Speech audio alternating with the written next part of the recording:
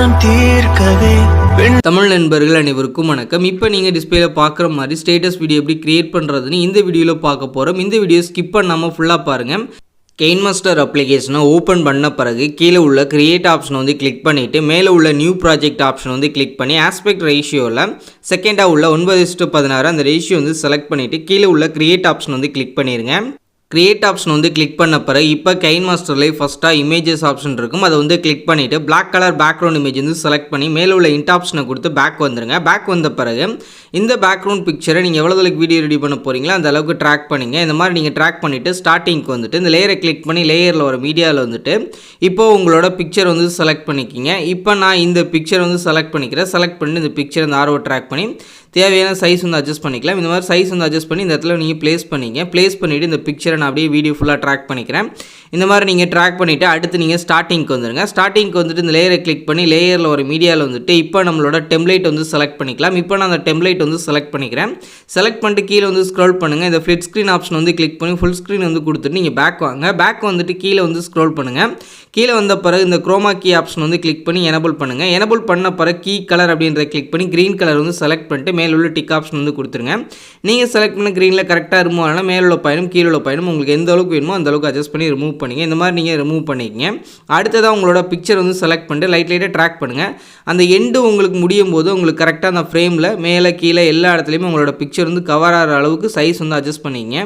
இப்போ நான் அட்ஜஸ்ட் பண்ணுற மாதிரி அட்ஜஸ்ட் பண்ணி இந்த மேலே கீழே எல்லா கார்னர்லேயும் அந்த ஃப்ரேமில் வந்து உங்களோட பிக்சர் வந்து கரெக்டாக இருக்கா அப்படின்றத பாருங்கள். இப்போ நம்மளுக்கு கரெக்டாக இருக்குது. இந்த மாதிரி சைஸ் வந்து அட்ஜஸ்ட் பண்ணிவிட்டு அடுத்து நீங்கள் ஸ்டார்டிங்க்கு வந்துட்டு இந்த லேயரை கிளிக் பண்ணி லேயரில் ஒரு மீடியாவில் வந்துட்டு இப்போ நான் இந்த ஷேடோ இமேஜ் வந்து செலக்ட் பண்ணிக்கிறேன். செலக்ட் பண்ணிட்டு கீழே வந்து ஸ்க்ரோல் பண்ணுங்கள். இந்த கிராப்பிங் ஆப்ஷன் வந்து கிளிக் பண்ணிட்டு மேலே வந்து ட்ராக் பண்ணி கீழே கொண்டு வந்துருங்க.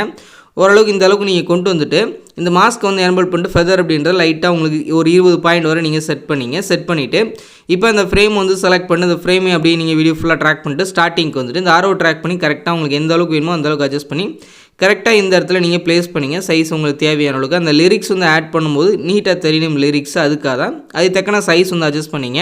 இப்போ இந்த அளவுக்கு நம்மளுக்கு போதும். மேலே எக்ஸஸாக இருக்குது அப்படின்னா அது இன்னும் கொஞ்சம் கூட நீங்கள் கிராப் பண்ணிக்கலாம். இந்த மாதிரி நீங்கள் கிராப் பண்ணி கீழே அந்த ஃப்ளோரில் தக்கன கரெக்டாக நீங்கள் அட்ஜஸ்ட் பண்ணி வச்சுங்க.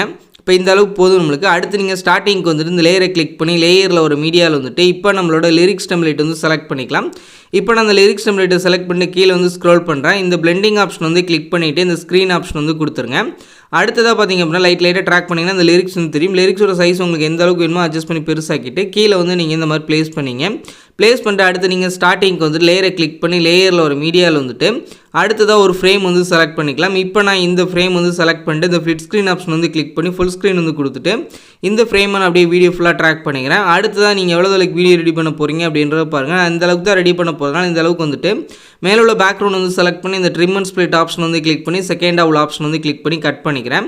அடுத்ததாக உங்களோட பிக்சர் வந்து செலக்ட் பண்ணிட்டு கீழே வந்து ஸ்க்ரோல் பண்ணுங்கள். கீழே வந்த பிறகு இதில் அட்ஜஸ்ட்மெண்ட் ஆப்ஷன் வந்து கிளிக் பண்ணிட்டு இதில் வந்து சேச்சுரேஷன், கான்ட்ராஸ்ட், ஹைலைட்ஸ் அப்படின்றது 3 ஆப்ஷனையும் ஒரு 15லேருந்து ஒரு 20 பாயிண்ட் அட்ஜஸ்ட் பண்ணிட்டு கீழே வந்து ஸ்க்ரோல் பண்ணுங்கள். லாஸ்ட்டாக அப்ளை டு ஆல் அப்படின்றத கொடுத்துருங்க. ஓரளவு எல்லாமே உங்களுக்கு நல்லா டார்க்காக தெரியும். அதுக்காக தான் இந்த மாதிரி நீங்கள் அப்ளை டு ஆல் ஆப்ஷன் வந்து கொடுத்துருங்க. இந்த இடத்துல பார்த்தீங்கன்னா லைட்டாக கேப் வந்து தெரியுது. அதுக்கு தக்கன சைஸ் வந்து அட்ஜஸ்ட் பண்ணி பெருசாகிங்க. இன்னும் கொஞ்சம் அட்ஜஸ்ட் பண்ணி பெருசாகி மேலே வந்து ப்ளேஸ் பண்ணிக்கலாம். இந்த மாதிரி சைஸ் வந்து அட்ஜஸ்ட் பண்ணிங்க. அடுத்து ஸ்டார்டிங்க்கு வந்துட்டு இப்போ நம்ம ரெடி பண்ண வீடியோட ப்ரிவ்யூ வந்து பார்த்துருங்க. ப்ளே பண்ணுறேன். இந்த மாதிரி உங்களோட பிக்சர் ஆட் பண்ணி ஒரு ஸ்டேட்டஸ் வீடியோ வந்து க்ரியேட் பண்ணிங்க. இப்போ நம்ம ரெடி பண்ண வீடியோ உங்கள் கேலரியில் சேவ் பண்ணுறதுக்கு மேலே உள்ள டவுன்லோட் சிம்பிளை வந்து கிளிக் பண்ணிவிட்டு உங்கள் மொபைலுக்கு என்ன ஃபார்மேட் வந்து சப்போர்ட் ஆகாமல் அதை வச்சுட்டு கீழே உள்ள சேவஸ் வீடியோ அப்படின்றத கிளிக் பண்ணிடுங்க. இது ஃபுல்லாக ரெண்டராய் முடிஞ்சதும் உங்கள் கேலரியில் சேவ் ஆயிடும். இந்த வீடியோ பிடிச்சிருந்துச்சு அப்படின்னா லைக் பண்ணுங்கள், ஷேர் பண்ணுங்கள். மறக்காமல் நம்மளோட ஹலோ டெக் தமிழ் யூடியூப் சேனலை சப்ஸ்கிரைப் பண்ணிக்கிங்க.